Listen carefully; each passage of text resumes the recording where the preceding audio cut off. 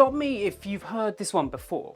You're halfway through binge watching your favourite series, you log on to Netflix and all of a sudden you've discovered it's moved to Paramount Plus. Or you're streaming your absolute favourite band, but then all of a sudden the streaming deal ends, so it just disappears. This is becoming all too of a prevalent problem in today's modern digital age.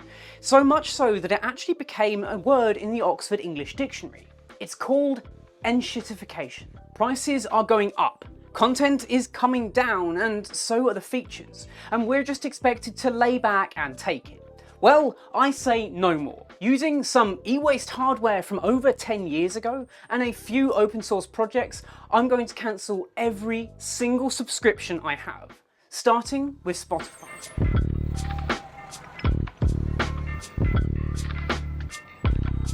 The great thing about deciding to take back control is that you actually don't need that much power to run a server. And that is where this guy comes in. This is a Dell Optiplex Micro Mini PC. If you've worked in an office or been in a school environment over the last 15 years, you've probably seen and used one of these guys. In modern standards, they're basically just e-waste now. They've got a 10-year-old i3 processor, and this guy comes with around 8GB of RAM. That's DDR3 RAM too. The reason these things are so great is because you can get them for so cheap. Seriously, I think I picked this guy up for about £25–30 all in. That includes the drive, as well as all of the cables to connect it up.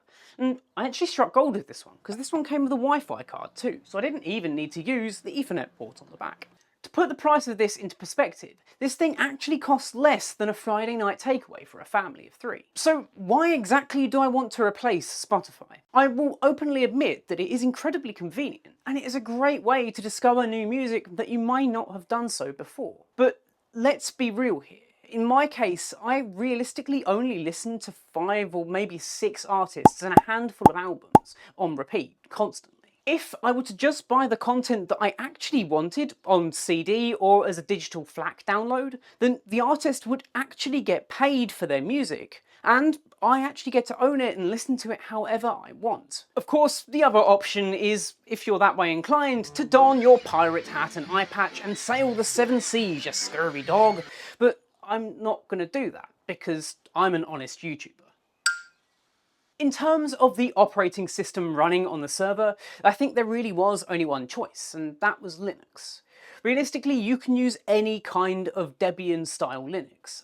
I decided to go with Ubuntu because it was the easiest to download. I'm already quite used to using it, and let's be honest, it is the most widely adopted version of Linux on the market.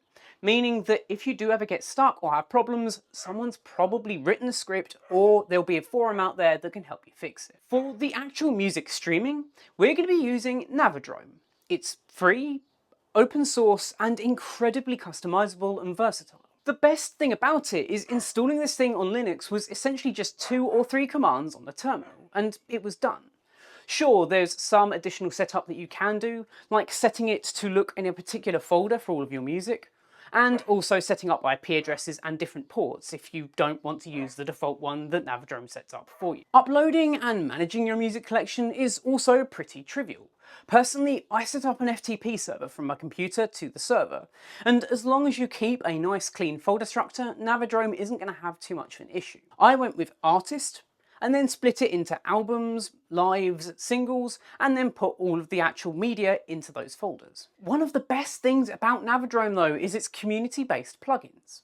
There's one that does beat analysis on all of your music and then can create you very specific smart playlists, a little bit like the daily mixes that you get on Spotify. The single best part about Navidrome though is just how many different clients there are available for you to use for a front end. Whether you're using Android, iOS, macOS, Windows, the web, even tvOS and Android TV boxes.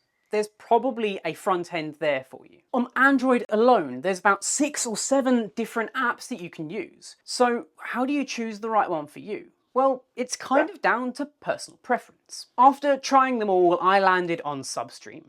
It is the nicest looking in terms of its UI, it's kind of closer to Apple Music, and it has a few nice little features in there that others don't have, like being able to view the lyrics that were downloaded from Last.fm. A real quick heads up though, this is actually only going to work on your local Wi-Fi network by default. Sure, you can do port forwarding and open it up to the world, but honestly, that's a lot of risk for not a ton of gain.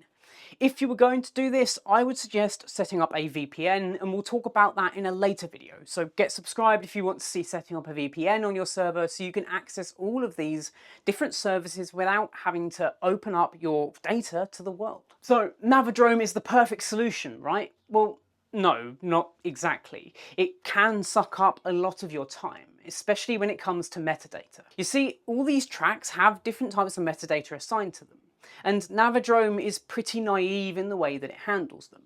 For example, I had an NF album here, and there were a few featured collabs on some of the songs.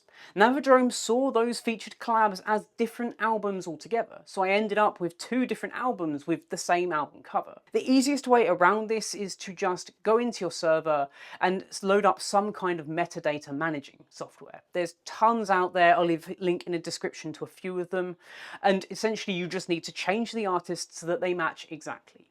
Even if there is a featured artist, stick that in the name of the song rather than in the artist field, and you're pretty good to go. If you've got a relatively small library, this is easy enough to do and isn't going to take up too much of your time.